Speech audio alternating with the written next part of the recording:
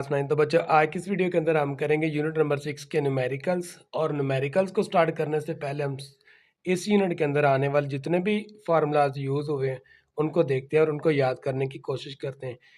सबसे पहला जो फार्मूला इस यूनिट में जो न्यूमेरिकल्स के अंदर यूज़ होगा वो है Hooke's law. Hooke's law is equal to F, यानी F is equal to K X होता है। ठीक है, आपने इस फार्मूला को याद रखना है। हुक लॉ का फार्मूला क्या है? F is equal to K x. फिर डेंसिटी का फार्मूला आप लोगों ने याद रखना है। डेंसिटी इज इक्वल टू होती है मैस ओवर वॉल्यूम। ठीक है, देन आपने एक प्रेशर का फार्मूला याद रखना है। प्रेशर का फार्मूला एक फार्मूला ये है जो कि डेंसिटी और जी एच। ठीक है, दूसरा प्रेशर का एक और फार्मूला होता है वो है फोर्स ओवर एरिया। कहाँ पर ये पहला यूज़ होगा, कहाँ पर सेकंड यूज़ होगा, तो ये आप लोगों को इंशाल्लाह वीडियो के अंदर देखने को मिलेगा।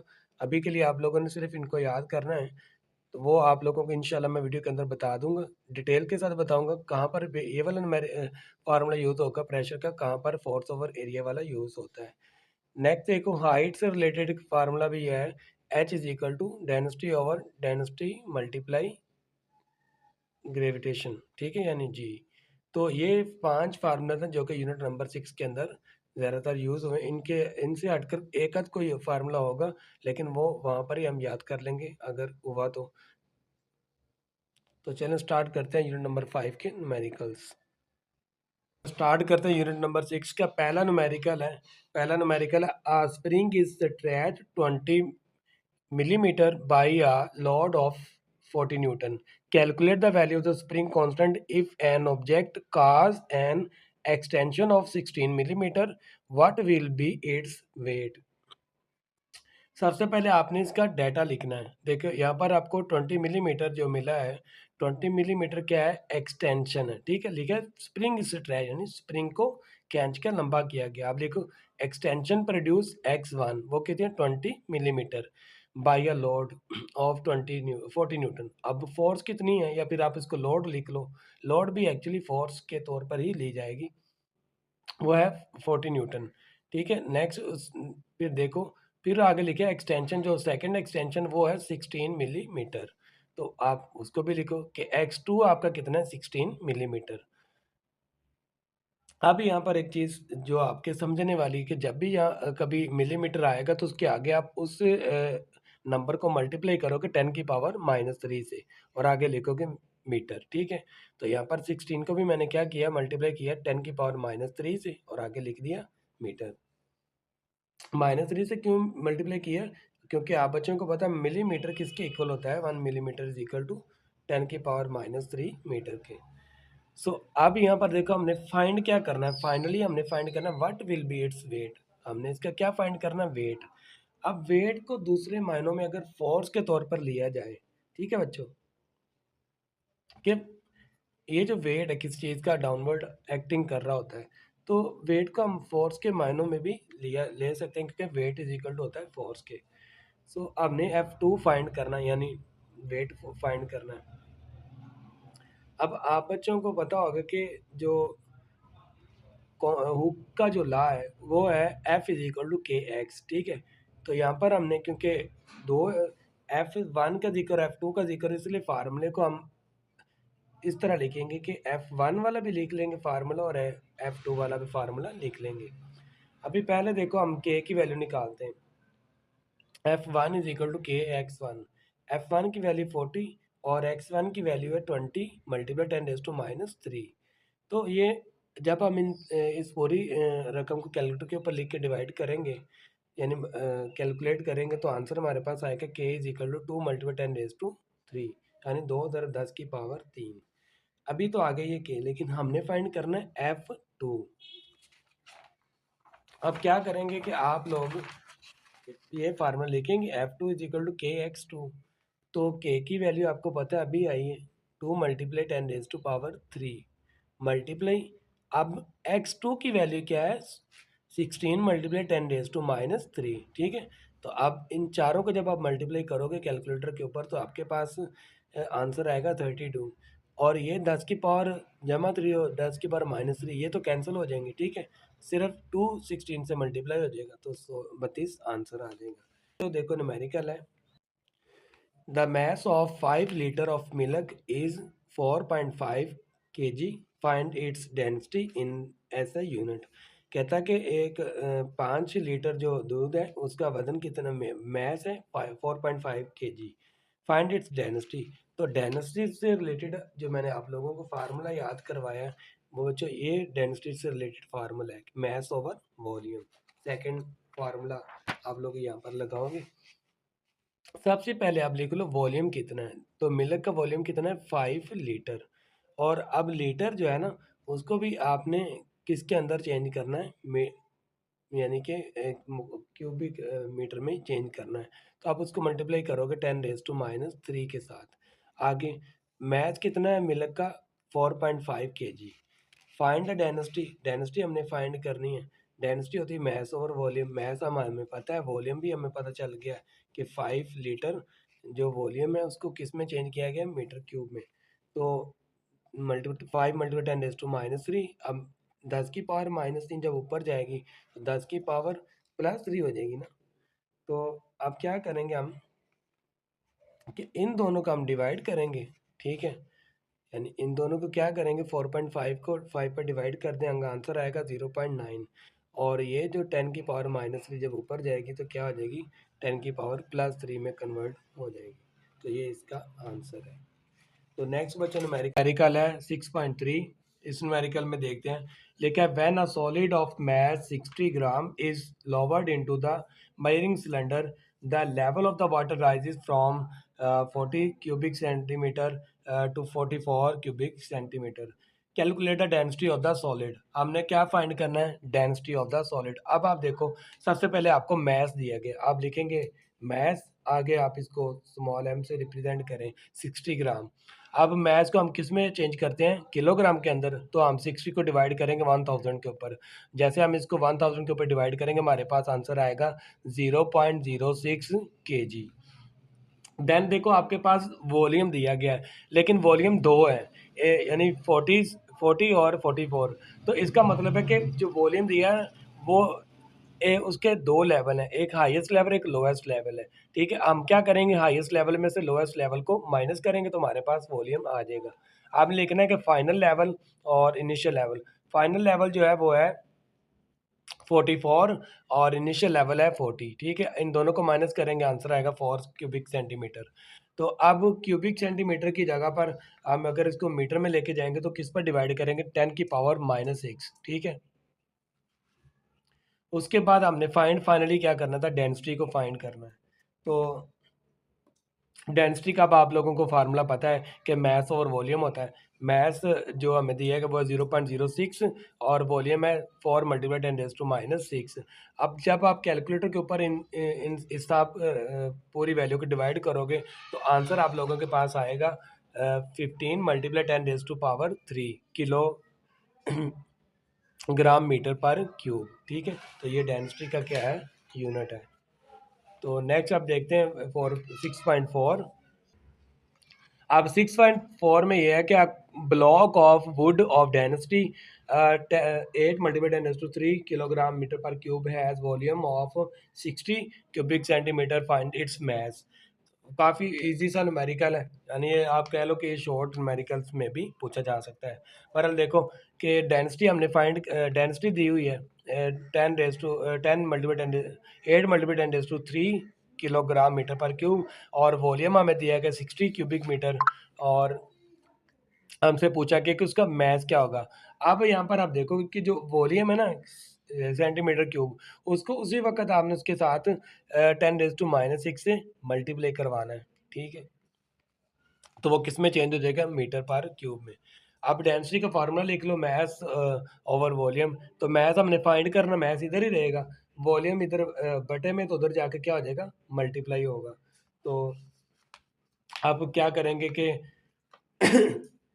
डेंसिटी की वैल्यू पुट कर दो, वॉल्यूम की वैल्यू पुट कर दो, और इन दोनों को जब आप कैलकुलेटर के ऊपर मल्टीप्लाई करोगे तो आपके पास आंसर आएगा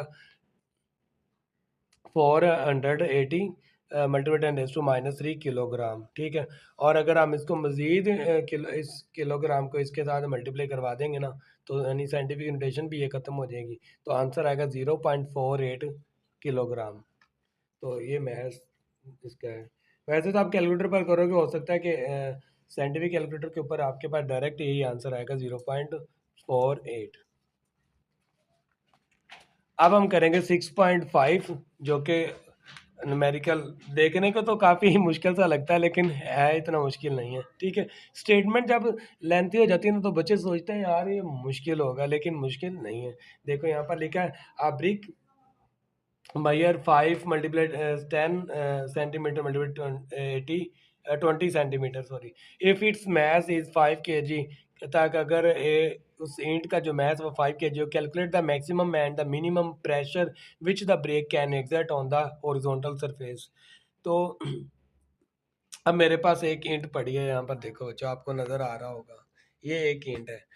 अब मैं इसको समझाना चाहता हूँ कि आपके न्यूमेरिकल के अंदर ये जो 3 साइड उसने बताई है ना आप लोगों को, ये वाली 5, 10 और 20, यहाँ पर देखो इसकी इस साइड का प्रेशर और होगा, और ये जो इस साइड पर लेंथ है इसका प्रेशर और होगा, और ये जो ऊपर वाली साइड है जब हम इसको हॉरिजॉन्टल रखेंगे तो इसका प्रेशर और होता है। ठीक है, तो ये न्यूमेरिकल कुछ इस तरह से रिलेटेड है। अब मैं आप लोगों को न्यूमेरिकल के ऊपर ले जाता हूँ। देखो सबसे पहले आप लिख लो, लेंथ 5 है, विड्थ है 10 और हाइट उसकी क्या है 5 सेंटीमीटर। सॉरी यहाँ पर कुछ गलत लिख गया हूँ मुझे लगता है।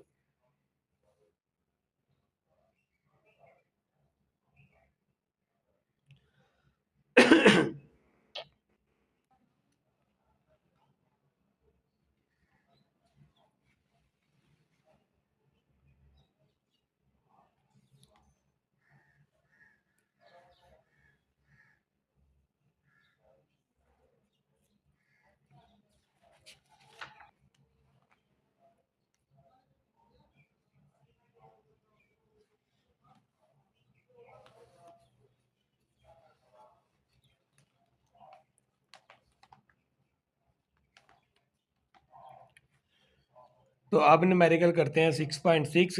What will be the height of the column in barometer at sea level if mercury is replaced by water of density 1 के 1000 किलोग्राम मीटर पर cube, where density of the mercury is 13.6 × 10⁻³ kilogram metre पर cube.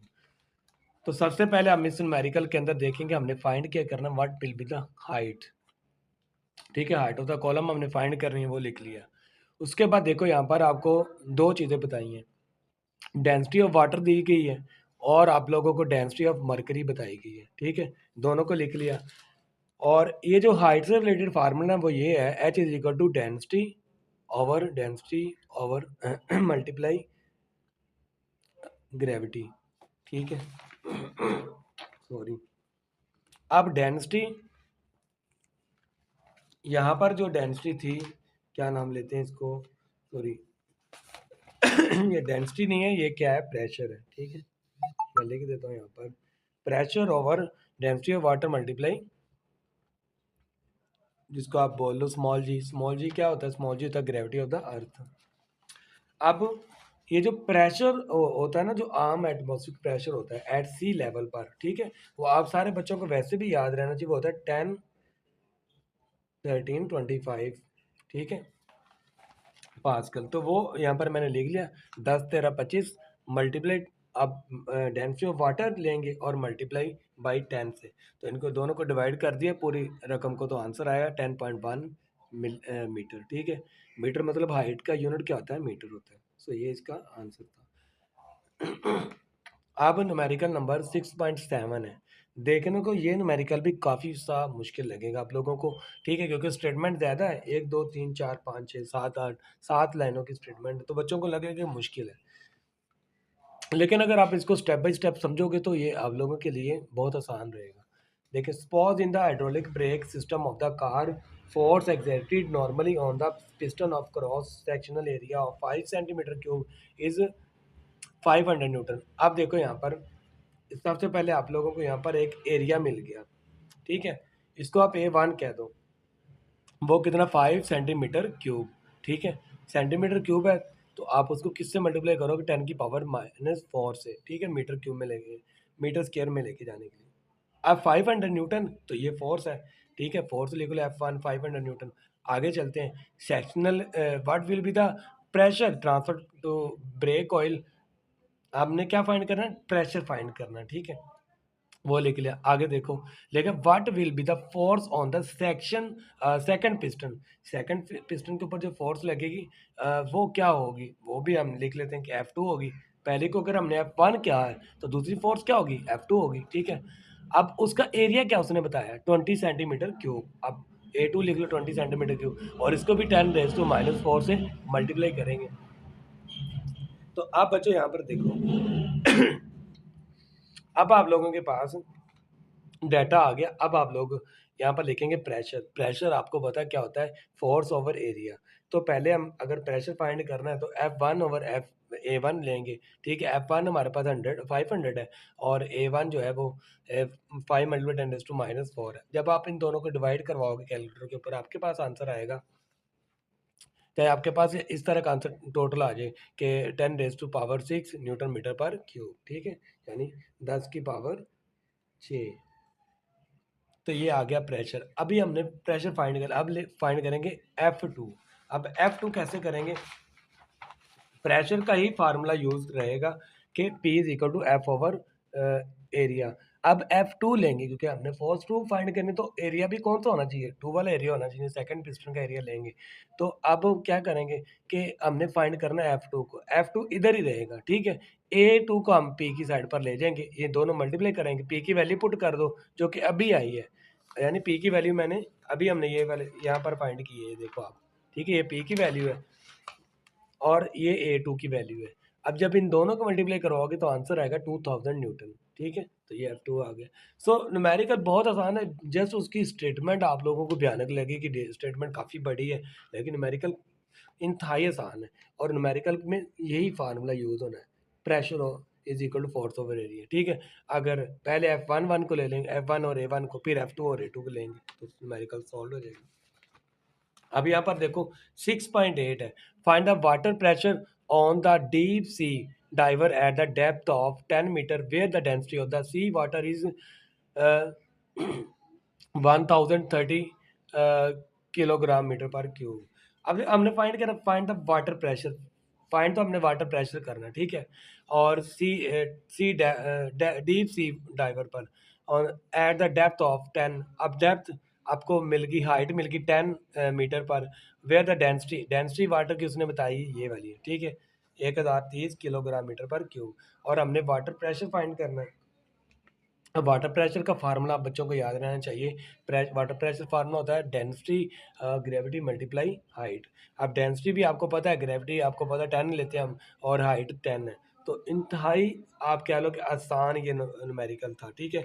इसको चाहे आप यहाँ पर mark कर लो, very important है, और ये शॉर्ट के लिहाज से भी इंपॉर्टेंट है, शॉर्ट में भी आ सकता है। अब 6.9 देखो, 6.9 में है area of the cross section of the small and large piston of the hydraulic press is respectively 10 centimetre cube and 100 centimetre sorry cube पर 10 centimetre square and 100 centimetre square, ठीक है। यानी एक पिस्टन 10 का है, एक 100 का है। What force should be exerted on the small piston in order to lift a car of the weight of 400। अब आप एरिया 1 कह दें कि वो 10 सेंटीमीटर स्केयर, और एरिया 2 है 100 सेंटीमीटर स्केयर, ठीक है। और इनको 10⁻⁴ से मल्टीप्लाई करेंगे जब यहाँ पर स्केयर लगा। जब क्यूब होगा तो फिर 10⁻⁻6 से मल्टीप्लाई करेंगे, ठीक है। इन दोनों को मल्टीप्लाई कर दिया। ले जी प्यारे बच्चों, हमारे पास अब नेक्स्ट न्यूमेरिकल है 6.11 यानी 6.11। The pressure, if the pressure in a hydraulic press is increase by an additional 10 newton metre centimetre square, how much extra load will the output platform spot if its cross sectional area is 50 centimetre square. तो इसमें basically आपसे पूछ रहा है कि how much extra load, यानी आपसे वो फोर्स पूछ रहा है, कितनी फोर्स लगेगी। सबसे पहले आप देखो, जो आपको गिवन डाटा दिया गया ना वो आप लिखो। आप यहाँ पर हेडिंग भी दे सकते हो मार्कर से कि गिवन डाटा, ठीक है। पहले आप प्रेशर देखो, प्रेशर आपके पास है 10 न्यूटन सेंटीमीटर पर स्क्वायर, और सेंटीमीटर पर स्क्वायर को अगर हमने लेके जाना ना मीटर पर स्क्वायर में, ठीक है? तो आप लोगों ने जो भी आपको वैल्यू दी होगी उसको किससे मल्टीप्लाई करना है? 10 की पावर 2 के साथ, ठीक है? आगे देखो आपके पास जो एरिया बताया उसने वो कितना है? 50 सेंटीमीटर स्क्वायर। तो हमने ये लिख लिया एरिया 50 सेंटीमीटर स्क्वायर। अब एरिया को भी सेंटीमीटर स्क्वायर है ना, हमने तो उसको लेके जाना है मीटर स्क्वायर के अंदर। तो हम क्या लिखेंगे कि 50 मल्टीप्लाई 10 की पावर -2, ठीक है? उसको यानी 10 पर आप डिवाइड कर दो या आप इसको ऊपर जाके ऐसे लिख लो, तो इसमें कोई फ़र्क नहीं पड़ेगा। अगर आप डिवाइड करोगे ना कैलकुलेटर के ऊपर बच्चों, आपके पास डायरेक्ट ये आंसर आएगा कि 0.5 मीटर स्क्वायर, ठीक है? तो आप इस चीज़ को छोड़ ही दो, आप इसकी टेंशन ही ना लो, ठीक है? अब बस ये समझो कि 100 के ऊपर डिवाइड किया। अब एक्स्ट्रा लोड का मतलब क्या है? फ़ोर्स आप लोगों ने फाइंड करनी है। तो अब हमने फ़ोर्स वाला फ़ॉर्मूला लगाएँगे कि फ़ोर्स फाइंड करने के लिए हमारे पास जो फ़ॉर्मूला वो है P is equal to F over area, ठीक है? क्योंकि हमारे पास ये तो 2 डाटा दिया गया है ना, F दिया हुआ है और A दिया हुआ है, तो उससे रिलेटेड जो है ना फ़ॉर्मूला बनता है वो यही है, ठीक है? अब हमने फाइंड करना है फ़ोर्स को। ये जो एरिया ना ये इधर जाकर प्रेशर के साथ क्या होगा? मल्टीप्लाई होगा। अब प्रेशर हमारे पास है 1000 हो जाएगा क्योंकि 1000 यही ना, ये 10 है, 10 को जब आप 2 की 100 की 10 की पावर 2 से मल्टीप्लाई करोगे तो 1000 ही आया ना बच्चों, ठीक है? तो 1000 और एरिया हमारे पास 0.5 आया है। अब इन दोनों को जब मल्टीप्लाई करेंगे तो आंसर आएगा 500, ठीक है? और जब 500 आपके पास आ जाए तो आपने देखना कि आपने क्या चीज़ फाइंड की है? फ़ोर्स। तो उसके सामने क्या लिखना है? न्यूटन, क्योंकि फ़ोर्स का यूनिट क्या होता है? न्यूटन। सो ये बच्चों आसान सा न्यूमेरिकल था, ठीक है? इसको इतना मुश्किल नहीं समझना, ना ही ये मुश्किल है। अब करते हैं लास्ट न्यूमेरिकल 6.12। उसकी स्टेटमेंट देखोगे तो आप बच्चे वैसे परेशान हो जाओगे, इतनी बड़ी स्टेटमेंट। लेकिन अगर आप न्यूमेरिकल को समझोगे ना, जब इसको मैं इसका सोल्यूशन देखेंगे तो आपको यहाँ पर ये हल होगा सारा नज़र आएगा। बहुत आसान है। तो चलो स्टार्ट करते हैं। The force exerted normally on the hydraulic brake system of a car with its piston of cross sectional area 5 centimeter square is 500 Newton. अब आपको एरिया बताया और आपको उसने उसने फोर्स बताई है, ठीक है? आप लिख लो पहले फोर्स कितनी दी है? 500 न्यूटन और एरिया क्या बताया? 5 सेंटीमीटर स्क्वायर। अब 5 सेंटीमीटर स्क्वायर है ना, तो जब सेंटीमीटर स्क्वायर को हमने लेके जाना मीटर स्क्वायर के अंदर, तो हम उसको किसके साथ मल्टीप्लाई करेंगे? 10 की पावर -4 के साथ, ठीक है? और आगे देखो, अब यहाँ पर नेक्स्ट उसने एरिया एक और भी बताया, what will be the pressure transfer to the brake, ठीक है? पहले हमने प्रेशर एक फाइंड करना है and force on the brake system of area, और एक फोर्स फाइंड करनी है, ठीक है? ये आप लिख लें। हमने एक प्रेशर फाइंड करना और एक फोर्स फाइंड करनी। अब प्रेशर के लिए तो आप लोगों के पास फार्मूला होगा F1 ओवर A1। तो F1 की वैल्यू 500 है, और A1 की वैल्यू 5 मल्टीप्लाई 10⁻⁴। अब जब इसको आप पूरी रकम को कैलकुलेटर के ऊपर डिवाइड करवाओगे ना, तो आपके पास आंसर आएगा 1 मल्टीप्लाई 10⁻⁶। हो सकता है आपका कैलकुलेटर डायरेक्टली ये जवाब भी दे दे कि एक के आगे 6 सिफर्स लिखी हों। तो इससे आप लोगों ने परेशान नहीं होना, चाहे आप साइंटिफिक नोटेशन के अंदर आप इसका आंसर लिखें, चाहे आप लोग ऐसे ऑर्डिनरी नोटेशन में लिख लें, ठीक है? थोड़ी सी मैं ब्राइटनेस तेज़ कर देता हूँ। अब यहाँ पर देखो कि अब F2 फाइंड करना है, और F2 भी हम इसी फार्मूला से फाइंड कर सकते हैं कि pressure is equal to force over area, ठीक है? अब हमने प्रेशर को फाइंड करना है F2 को, ठीक है बच्चों? तो F2 तो इधर ही रहेगा ना, अगर मैं इसको ऐसे फार्मूले को लिख दूँ, ठीक है? कि F2 तो उधर ही रहेगा, और प्रेशर और एरिया आपस में क्या करेंगे? मल्टीप्लाई हो जाएंगे।